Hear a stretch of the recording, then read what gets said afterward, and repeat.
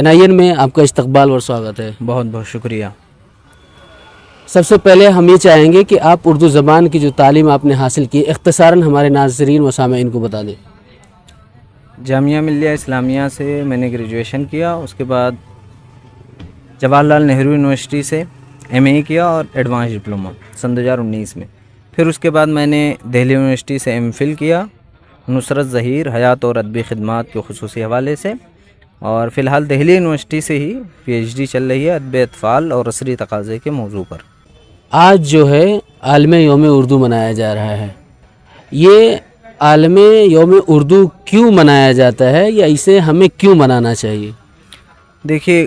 عالمی یوم اردو کے حق میں بھی ہوں کہ اسے منانا چاہیے. وجہ یہ ہے کہ کم سے کم جو لوگ بھول جاتے ہیں کہ ہمیں کیا کرنا ہے، ہمارے مطمع نظر کیا چیزیں ہونی چاہیے، وہ کم سے کم اس دن آ کر کے انہیں یہ احساس ہوتا ہے اچھا کم سے کم چلیے آج کے دن ہم اردو کو دے لیں، اور اردو کا آج دن ہے تو ہم ایک نیا عزم، نیا حوصلہ پیدا کریں. اور آج کا جو دور ہے یہ کمپٹیشن کا دور ہے، اور بہت ممکن ہے کہ 14 سپٹمبر کو جو یوم ہندی منایا جاتا ہے اسی کے مناسبت سے نومبر میں یوم اردو کا لوگوں نے پروگرام رکھا ہو. جیسا کہ تقریباً ربع صدی سے ڈاکٹر سید احمد خان صاحب اردو ڈیولپمنٹ آرگنائزیشن کے تحت اس چیز کا اہتمام کرتے ہیں. عالمی یوم اردو منانا چاہیے. دوسری بات یہ ہے کہ یہ کیوں منانا چاہیے، تو اس کے پیچھے وجہ جو میں نے بتائی کہ کم سے کم ایک دن ہم اپنا احتساب کریں، اپنا تجزیہ کریں کہ ہم کہاں کھڑے ہوئے ہیں. اردو زبان و ادب کو لے کر کے جو ہماری مادری زبان ہے اس کے لیے ہم کتنے حساس ہیں، اور ہم اس کو کتنا وقت دے رہے ہیں اپنے بچوں کو پڑھانے میں، یا خود ہم اپنی زندگی میں اس کو کتنا نافذ کیے ہوئے ہیں، کس حد تک ہمارے کروفر ہے اردو زبان کو لے کر کے. اس لیے میں بھی اس کی حمایت کرتا ہوں کہ ہاں عالمی یوم اردو منانا چاہیے، تاکہ کم سے کم ایک دن جو ہے ہم اس کے لیے وقف کر سکیں. اردو زبان جو ہے کہتے ہیں بذات خود اس میں ایک گنگا جمنی تہذیب کی علامت پائی جاتی ہے، تو اس پر آپ کیا کہنا ہے؟ ہاں واقعی بالکل، اردو زبان یہ خود یہیں کی پیداوار ہے، اور اردو زبان میں یقیناً گنگا جمنی تہذیب کی علامت پائی جاتی ہے. وجہ یہ ہے اگر ہم اس کو مثالوں سے دیکھنا چاہیں تو اردو کا جو خمیر تیار ہوا ہے اس میں سب لوگ برابر کے شریک ہیں، اور شروع سے آج تک جتنے بھی شعراء و ادباء ہیں تو ان کی شاعری کا اگر ہم مطالعہ کریں تو ہمیں پتہ چلے گا کہ واقعی اس میں جو ہے شری رام کو بھی لوگوں نے شمولیت دی ہے، اور جو مسلم شعراء ہیں انہوں نے شری رام پر نظمیں لکھی ہیں، اور جو ہندو شعراء ہیں انہوں نے محمد صلی اللہ علیہ وسلم کی سیرت پر نعتیہ کلام بہت بہترین انداز میں لکھا ہے. اور اردو ایک ایسی زبان ہے جو اپنی یہیں پیدا ہوئی، یہیں پلی بڑھی، اور یہیں اس نے ترقی کی. میں یہاں یہ بتاتا ہوا چلوں کہ شمس الرحمن فاروقی کی ایک بہت ہی مشہور کتاب ہے جس میں اردو کا ابتدائی زمانہ، اس میں انہوں نے ان چیزوں کو بہت ہی شرح و بسط کے ساتھ لکھا ہے، بہت واضح انداز میں لکھا ہے کہ اردو کے لفظی معنی بعض لوگوں نے لشکر اور بعض لوگوں نے کچھ اور بتایا ہے. اس کے پیچھے سراسر تعصب ہے اور کچھ نہیں، کیونکہ جو برٹش تھے یہاں ان کا معاملہ ہی تھا کہ ڈیوائڈ اینڈ رول. لیکن جو لوگوں نے لکھا ہے کہ اردو کے معنی یہ ہیں کہ اردو معلیٰ زبان شاہ جہان آباد، یعنی جو دہلی شہر ہے فصیل بند شہر، اس کی زبان بطور خاص اردو معلیٰ جو قلعہ معلیٰ میں زبان بولی جاتی تھی اس کو اردو کہا جاتا تھا. اور آپ کو بھی پتہ ہے کہ یہ جو اردو ہے، اردو میں شروع سے ہی برج نارائن چکبست سے لے کر کے حالیہ دنوں میں بھی جو شعراء شاعری کر رہے ہیں ان تمام لوگوں نے اپنے کلام دیے ہیں، اور تمام لوگوں نے جو ہے اردو کے فروغ میں بڑھ چڑھ کر کے حصہ لیا. اردو یقیناً جو ہے وہ گنگا جمنی تہذیب ہے، اور اردو زبان کا جو ہے آزادی ہند میں غیر اگر متعصبانہ طور پہ اگر دیکھا جائے تو اردو زبان کی کیا رول رہا ہے ہندوستان کے آزادی میں؟ اردو زبان و ادب کا بہت بڑا رول رہا ہے. جیسے اردو کے پہلے شہید صحافی محمد حسین آزاد کے والد مولوی محمد باقر ہیں، ان کے بعد جو ہے مولانا ابوالکلام آزاد ہیں، حسرت موہانی ہیں، اور بہت سارے لوگ ہیں. ایون یہ کہ ابوالکلام آزاد کے اوپر جب کیس کیا گیا کہ اور انہیں بتایا گیا کہ آپ اس طرح سے آپ مطلب آپ نے غداری کی ہے اور آپ پہ دیش دروہ کا معاملہ جو ہے بنتا ہے۔ انہوں نے اس کے اعتراف میں جو پورا بیان لکھا ہے، جو پورا بیان دیا ہے، بعد میں قول فیصل کے نام سے وہ کتاب چھپی ہے، وہ کتاب پڑھنے سے تعلق رکھتی ہے کہ آدمی کو اندر سے پورا جھنجھوڑ دے کہ ہاں اگر اپنے وطن کے لیے لڑنا، اپنے وطن کے حق میں حمایت میں اور اپنے حقوق کے لیے آواز بلند کرنا غداری ہے تو یقیناً میں غدار ہوں۔ آپ کو یہ بھی جاننا چاہیے کہ یہی حسرت موہانی ہے جو اردو معلیٰ رسالہ نکالتے تھے، تو ان کو باضابطہ کورٹ میں یہ پوچھا گیا کہ آپ کیا کریں گے اگر آپ کو یہ چھوڑ دیا جائے، جو ضمانت آپ کے اوپر جو چیزیں لگائی گئی ہیں یا آپ کی ضمانت ضبط کر لی گئی ہے، آپ کے اوپر جو جرمانے لگائے گئے ہیں، انہوں نے کہا چھوڑ دیں گے، پھر میں جا کر کے وہی رسالہ اردو معلیٰ نکالوں گا، اس کو اپنے انہی کاندھوں پر رکھوں گا اور علی گڑھ اور دوسری جگہوں پر ریلوے اسٹیشنوں پر اور دوسری جگہ چل چل کر کے اس کو فروخت کروں گا کہ یہ رسالہ ہے، پڑھیے آپ۔ اور باقی اگر ہم دیکھیں تو ترقی پسند تحریک کی پوری شاعری جو ہے اس سے بھری پڑی ہے، اور شاعری کے علاوہ جو ہے سوز وطن اور جو دوسری چیزیں ہیں ان ساری چیزوں میں اس طرح کی چیزیں ہیں کہ مطلب جو اردو میں لٹریچر ہے، اور اردو نے جو ہے ایک طرح سے جو چنگاری پیدا کی ہے تحریک آزادی میں، مجاہدین کو تیار کرنے میں، بڑھ چڑھ کر کے حصہ لینے میں۔ آپ کو یہ بھی یاد ہونا چاہیے کہ مولانا حسرت موہانی نے باضابطہ جہادیہ کے نام سے ایک مثنوی بھی لکھی ہے، جس میں انہوں نے جو ہے مجاہدین کی بہت زیادہ تعریف کی ہے۔ انہوں نے یہ یہاں تک اس میں کہا ہے کہ اللہ رب العالمین میرا حشر جو ہے ان مجاہدین کے ساتھ کرے۔ یہ ساری چیزیں معمولی چیزیں نہیں ہیں، یہ چیزیں ایسی ہیں کہ ایک وقت میں آدمی کے اندر جو ہے اگر جوش کم بھی پڑ جائے یا اس کا جوش ماد پڑتا ہوا نظر آئے تو شاعری کے ذریعے سے اس میں روح پھونکی جا سکتی ہے، اور یقیناً ہمارے شعراء نے جو ہے اس میں بڑھ چڑھ کر کے حصہ لیا، صحافت نے بڑھ چڑھ کے حصہ لیا، اور سبھی لوگوں نے آزادی دلانے میں جو ہے بنیادی کردار ادا کیا ہے۔ اور بطور خاص اردو زبان و ادب نے یا اردو چیزوں نے، اردو رسم الخط میں لکھی ہوئی چیزوں نے، اخبارات اور رسائل نے اس چیز میں بہت زیادہ بڑھ چڑھ کر کے حصہ لیا ہے۔ جیسا کہ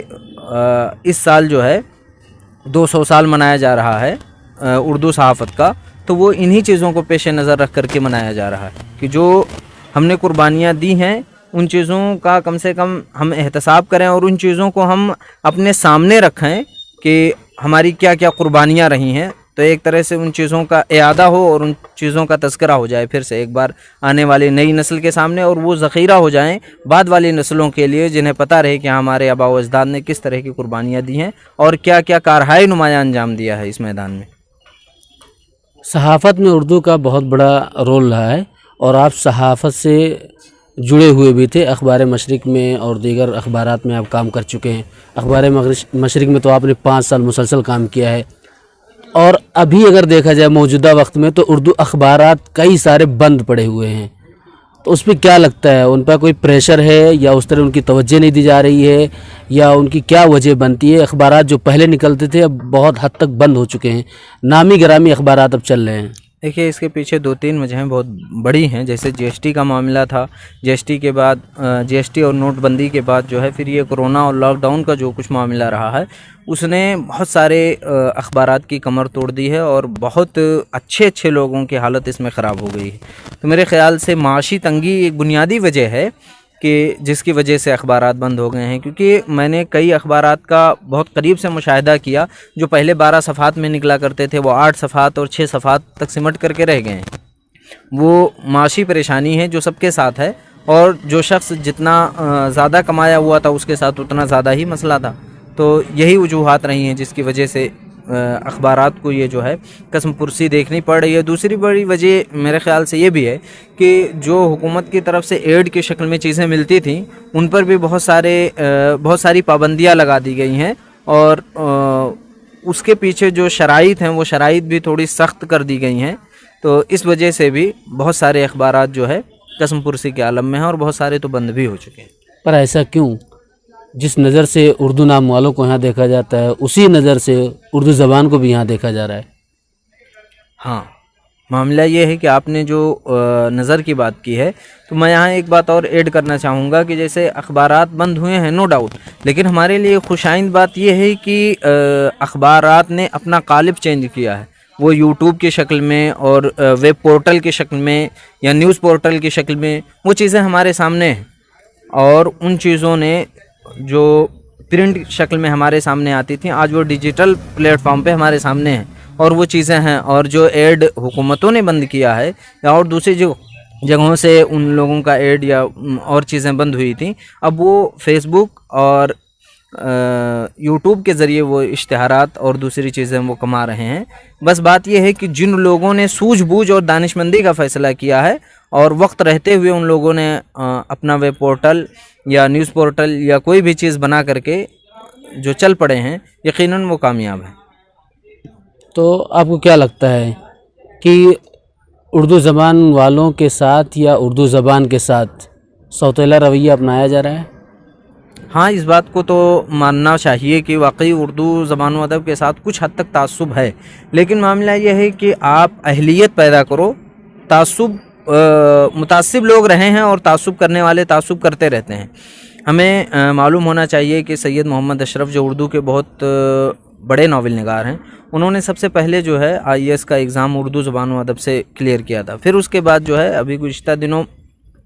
مہاراشٹر سے ایک طالب علم نے اس کو کیا ہے. تو کہنے کا مطلب یہ ہے کہ آپ جب اپنی زبان سے لگاؤ رکھیں گے، آپ اپنی زبان سے رشتہ اور ناطہ کبھی نہیں توڑیں گے، آپ اپنی زبان کو حرز جا بنائے رہیں گے اور مضبوطی کے ساتھ اس پر عمل پیرا رہیں گے، تو یقیناً دیر سویر آپ کو کامیابی ملے گی. اور ایک چھوٹی سی مثال یہاں یہ ہے کہ پوری دنیا میں یہودیوں کی آبادی بہت مختصر ہے، لیکن ان لوگوں نے اپنی زبان و ادب سے ان کی دلچسپی کا یہ عالم ہے کہ وہ آج بھی اپنی زبان کو بہت مضبوطی کے ساتھ پکڑے ہوئے ہیں. تو ان کی صلاحیت کا پوری دنیا نے لوہا مانا ہے.